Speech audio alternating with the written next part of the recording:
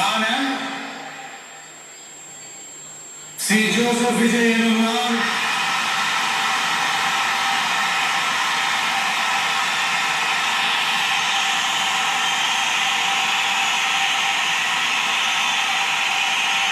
சட்டப்படி அமைக்கப்பட்ட இந்திய அரசியல் அமைப்பின்பால்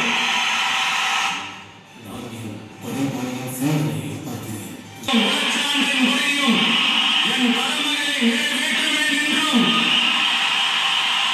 அரசியல் அமைப்பிற்கும் சட்டத்திற்கும் இணங்க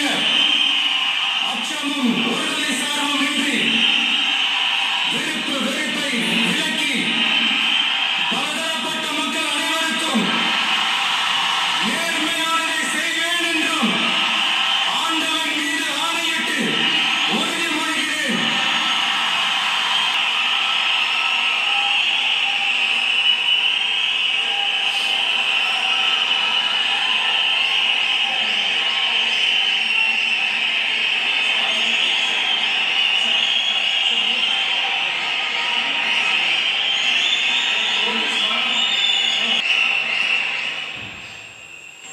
சி ஜோசப் விஜய் எனும் நான்